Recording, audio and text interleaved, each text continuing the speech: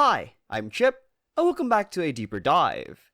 In the last video, we talked about how, even though everyone respects him as the Lord of the Night, Majima was still a prisoner in Sotenbori, trapped there by his former boss's oath brother, Sagawa. Majima was locked in a cage, and was forced to be good at something that he never really wanted to do or be in the first place. The Lord of the Night is only a persona that he uses to gain money, so that he can give the money that he needs back to Sagawa to get back into the clan. The thing is, where we left off, Sagawa had told Majima that to have him talk with his oath brother Shimano, Majima had to make him 500 million yen. But there is another way to get back into the clan, a way that Majima had to stop and think about when mentioned by Sagawa. The other way to get back into the clan is to carry out a hit, or in other words, to kill someone. This question by Sagawa is the start of Majima's arc in Yakuza 0, a journey that will have Majima find multiple people that will dictate how he will live his life. These people and the experiences that Majima endured along the way will create the Majima that we now know as the Mad Dog of Shimano. Without further ado, this is a deeper dive on Goro Majima Part 3. But before we begin, I'm gonna have to ask you to subscribe and hit the bell icon if you want more content like this. Only 9.3% of you are subscribed, and you subscribing will help me out a ton with the algorithm, and hitting the bell icon will let you know whenever I post, so you never miss a video. This video is a little different from the other two, because we still have a lot of ground to cover. I won't exactly retell the story beat by beat, and instead, focus on the figures and encounters that made the Mad Dog. 3 people made Majima the man that he will be, and let's start with the very first one, the massive man himself, Wen Hai Lee. To give some background context, Majima was told by Sagawa that to rejoin the Tojo clan, he must kill a person by the name of Makoto Makimura. He was told that this person was scum, and uses college girls to reap his fortune. Majima accepts the job, because he doesn't have anywhere to go, and finds out that Makoto Makimura works as a masseuse at a massage parlor called Hogushi Kaikan, through his investigations at a telephone club. This led him to finally attempt the hit. However, Makoto wasn't there, and was instead discovered by a blind girl.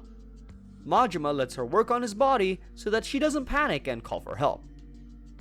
As he was getting finished with the massage, Makoto comes in and instantly figures out what Majima was up to. He sends the girl out to get cigarettes, and after a stare down, starts the fight. During the iconic dynamic intro, however, the name that appears isn't Makoto Makimura, it was Mercy. As funny as the scene is, you can tell that this man isn't the person that he says he is, and this is confirmed as soon as we finish the fight. Huh? This is Wen Hai Lee, a big, burly, buff man with the hands of God. He worked with the Chinese mafia but stopped about 6 months before Majima met him, and his reason for stopping is the blind girl whose name he took to protect. He decided to protect the girl because she reminded Lee of his daughter who had passed from an illness. Even though he seems brutish, Lee is actually quite smart. This is evident from the time that he managed to make a plan to fake Makoto's death, so that she doesn't have to live in fear anymore. However, his plan is quite bloody, as it involves killing someone and dressing them up so that the body can be passed off as Makoto. If you think that this wouldn't make sense for a regular person, well, he isn't. You see, Lee didn't work as a random thug in the Chinese mafia, he was actually a hitman. But as I said before, he doesn't live that life anymore and wants to keep Makoto safe. But he still has his tendencies. 青か、そんなん殺が調べたらすぐバレるやろが。大丈夫や。女殺した後はその顔を。From these scenes, you can also probably tell that Lee has a tattoo. Everyone knows that tattoos have a lot of meaning in Yakuza, so let's see what this tattoo means. The tattoo on Lee's back is of a legendary general from the Three Kingdoms era of China named Guan Yu. Although he was a general of the olden days, he has been deified by many, with people worshipping him even to this day. He is worshipped as a god of war, not that god of war, or a guardian deity. This guardian nature is found in his allegiance and the brotherly relationship he has with his monarch, Liu Bei. This guardian nature also encapsulates who Lee is, seen through his undying loyalty and protectiveness towards Makoto. The weapon that Guan Yu is seen with on the tattoo is a Guan Dao, most commonly referred to as the Qing Long Yan Yue Dao, or in English, the Green Dragon Crescent Blade. This is the reason why he has Chinese dragons tattooed on his arms. Chinese dragons also represent power and strength, which he has ample amounts of. But what I find really ironic is that the dragon can also represent good luck, which, spoiler warning... Anyway, Lee's relationship with Majima is a little complicated, but that's because Lee is an observant person, especially of Majima, as anyone would be after having an assassination attempt made on them. Still, even with the hiccups that are within their relationship, Lee trusts Majima, as exemplified by the fact that he entrusted Majima to save Makoto. On Majima's side, he seems to find Lee an enigma at first, what with his knowledge of assassination and body disposal, but after a while, like how Lee is with himself, Majima trusts Lee, probably due to his fighting prowess, heavy build, and his love and loyalty to Makoto. It's not mentioned in the story, but judging by how Lee is dressed in his jacket, he kinda reminds you of someone, doesn't he? Majima probably sees a lot of his oath brother Saejima in Lee. Both speak in the Kansai dialect, both have a tall and muscular build, and they both have a sense of loyalty to them. One with their surrogate daughter, and the other with his family. And so, who is Lee to Majima? Lee is Majima's call to action, as well as Majima's moral test of an ally. Lee is the person that told Majima to keep Makoto safe, and although Majima was doing Sagawa's request, it was Lee who started Majima's journey in Yakuza 0, because instead of killing Makoto, he instead tries to keep her safe from the underworld that she's intertwined with. He's also Majima's moral test. One of the questions that the early chapters of Majima's story posits is to what extent can Majima keep Makoto safe? And can he keep her safe without killing? Majima is against killing, at least until pushed to a point. We all know the fluke that happened with Sagawa, but the fact remains that he still stood his ground when Lee wanted them both to kill someone to replace Makoto. This steadfast, mentally strong attitude is one of the many aspects of Majima that we can see after this game, which you can see when Majima does this thing with Kiryu in Kiwami. I'm not kidding, staying under a giant traffic cone must be hard on your legs. Speaking of keeping Makoto safe, although Majima didn't go through with the killing of the person, he finds out that Lee's target still wound up dead. The victim was wearing the Hogushi Kaikan clothes that were given to Majima, and the person's face was completely wrecked. After a little discussion, the pair concluded that it was the work of a third party. And that's when the phone started to ring. 変わったで、真島や。わしからのプレゼント受け取ってもらえたか。何の話や。決まっとるやろが。牧村誠の死体や。お前何者や。目的は何や。取引したいんや。あんたと。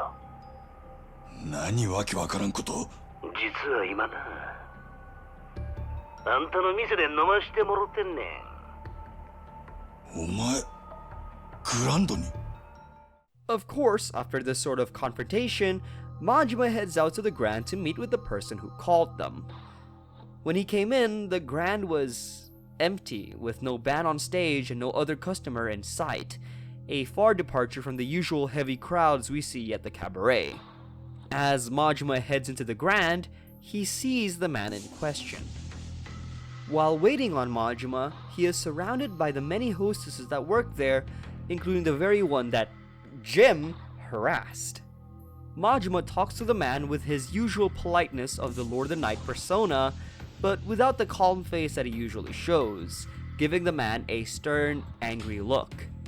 All of us, including Majima, assumes that this person blocked everyone else from entering the Grand. Although that is exactly what the man did, he did it by renting the entire place for a mountain of cash, making a deal with the staff to do so. This means that he did it legally, or at least as legal as a Yakuza can get. After the man shoos the hostesses away, he introduces himself as Nishitani. Nishitani ってもんや。And proposes a trade for Majima. He killed Makoto's body double so that Majima can give him the real Makoto alive. Alright, let's stop for a second to discuss Nishitani. Nishitani is the patriarch of the Kijin clan, the clan that tried to nab Makoto from Lee and Majima at Hogushi Kaikon during their first confrontation. The man is of a slim build with a goatee and hair that is parted down the middle. He wears a maroon suit and a black dress shirt on the inside and a purple necktie to complete the fit. From what little interaction that we as a player have, we can tell that this man, although eccentric, does have a knack for thoughtful planning and strategizing, with him gaining control of the situation by finding out Lee's plan and executing it to have them be in his debt. He also kind of reminds me of someone, but I can't seem to put my finger on it. Anyway, Majima asks Nishitani for answers about who hired him and why he needs Makoto. Nishitani, of course, doesn't want to say anything unless Majima can beat it out of him. Well, the cat's out of the bag. I'll just talk about him now. Nishitani is the person that Majima bases his next persona off of. From his antics, to his way of speaking, to the way he addresses people that interests him, hell, even the way he fights is highly inspired by Nishitani. Actually, let's talk about that for a second. I'll be putting the fight that broke out between them to show you how he fights. Nishitani's fighting style is what I'd call proto-Mad Dog. He fights with a knife and uses unpredictability to his advantage, just like Majima in his Mad Dog form. However, unlike Majima's Mad Dog form, his fighting style is a lot less wild and a lot more controlled. He fights with flurries of stabs and slashes, with lots of tricky kicks and funny movement. And of course, he's still kinda kooky, kinda quirky, and kinda goated with the sauce. So he has his very own set of unique moves, such as the feet slashes that he does when he falls to the ground.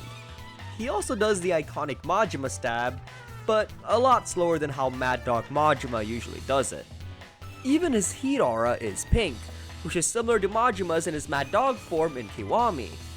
So basically, his fighting style is a less dynamic, less athletic version of Majima's very own Mad Dog. After the fight, Nishitani was arrested of his own volition. Of course, Majima still wants answers, and he only gets them on their second meeting, after Makoto gets kidnapped, as well as... During their second encounter, more of the same happens. Majima confronts Nishitani in his very own safe house, which is also a prison that is guarded by crooked cops, and Nishitani wants Majima to fight him, per usual. The thing is, after the fight, they both seem to start to enjoy each other's company and plan to find Makoto themselves. But of course, as is the case for every character that made Majima, 変われたんか誰にや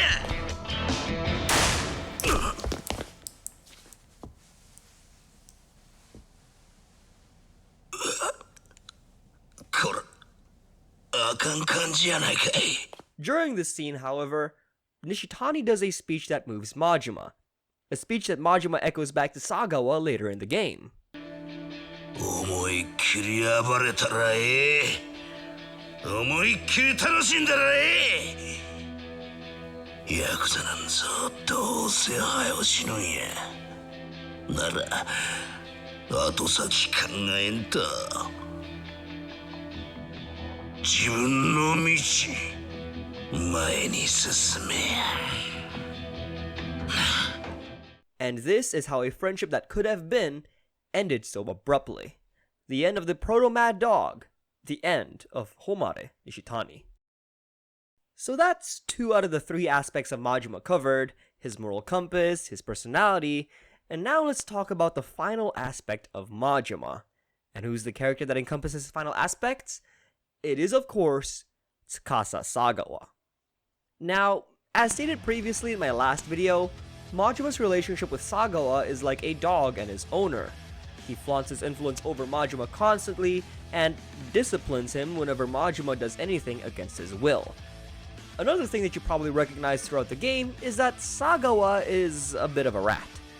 An extremely influential, powerful rat, but a rat nonetheless.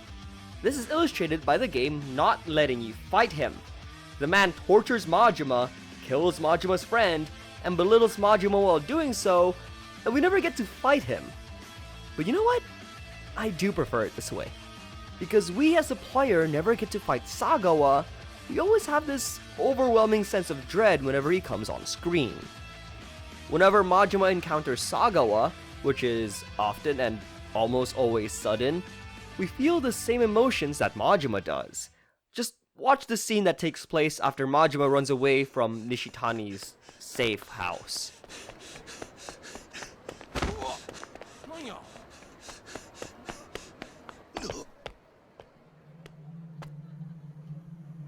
お疲れ、真島ちゃん。さよ。わざわざ留置所にまで足を運ぶなんて仕事熱心じゃない。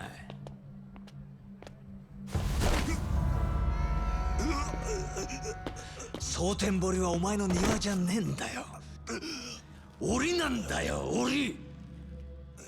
Now in this video, I want to talk about 2 different scenes that I feel are the most important in the case of Majima. If you want to know more about Sagawa himself, I highly recommend this video by Purposeless Rabbit Holes.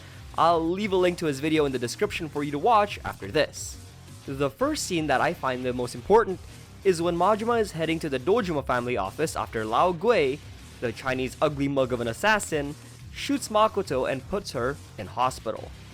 As he heads to the office, he is interrupted by Sagawa, along with some of his men. Sagawa asks Majima what he was doing, and Majima tells him. After finding out what he wants to do, Sagawa threatens him, asking if the girl is dead. However, Majima, who is no longer under the influence of Sagawa, tells him to let him go. I'll let the man himself talk. あの子のことはもうほっといたれ。これ以上手出すんやったら、島野の親父野郎が殺すで。俺は。As Majima walks away, we get what is probably the very first ever mention of his new nickname. 狂犬みてえな顔してるぜ。 Isn't that so freaking cool? His new nickname originated from the character who is essentially Majima's rival in this game. Sagawa also seems to be impressed, almost proud of Majima as he breaks free out of his cage, the cage that he had been put in ever since he was brought to Sotenbori. Now, that's cool and all, but we haven't talked about the aspect of Majima that he got from Sagawa. Well, if you watched how Sagawa has been to Majima for a while, there's only one word that describes him. Well, there are actually many words to describe him, but there's one that sticks out. And that word is tenacity. He was always around to make sure that Majima stays in line, making sure that no one screws up.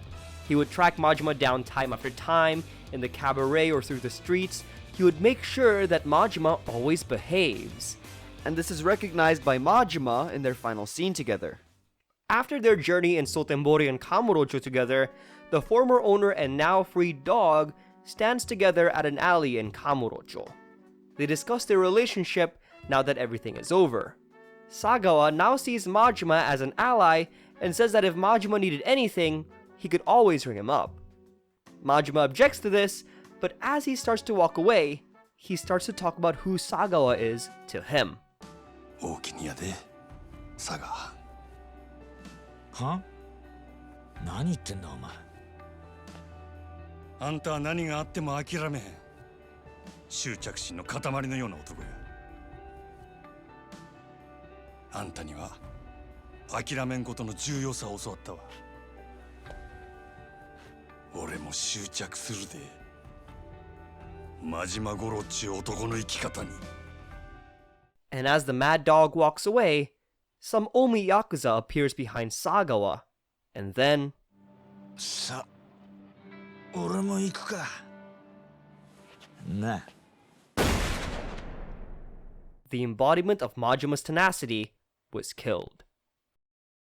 Majima is a character that hides behind many different masks throughout his lifetime. We started with the original persona that he has to endure through, the Lord of the Night. Someone that is respected by many, but not by himself.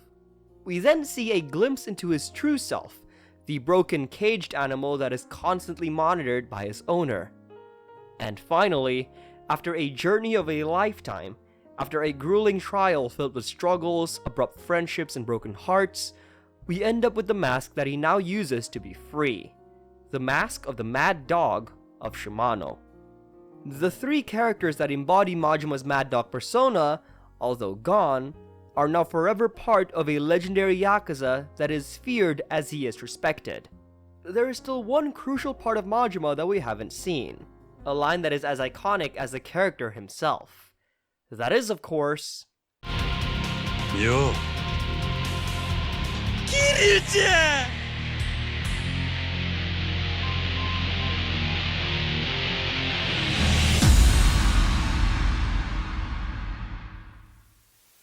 Thank you guys so much for watching this video. Man, what a journey we've been through.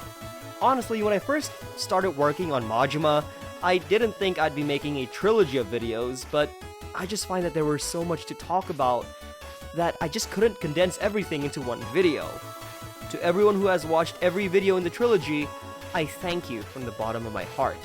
It was a blast making these videos and I learned a lot while making them. And also to those people who gave some criticism through the last videos, I also thank you. Your criticism helped me find what I could do better, and knowing what you could do better is always a good thing. If I'm being honest, there are still many aspects of Majima that I could probably talk about, but I want to keep those parts of Majima for later videos. I hope you all will continue to watch me when those videos finally come out. Also, you might have realized that my microphone isn't the same as the ones that I used before. Well, that's because my usual microphone is actually in service right now, and I'm just using whatever microphone I have lying around to make this video. So, the voice quality may not be the greatest right now, but when the next video comes out, it'll be the usual nice sounding microphone that you guys are used to. Anyway, if you liked the video, please do give it a thumbs up. I appreciate every single one. And if you want to discuss anything about Majima, do comment down below. I love reading all of your comments and I will do my best to reply to every single one. Thank you once again for watching. Remember to stay kind and stay chipper.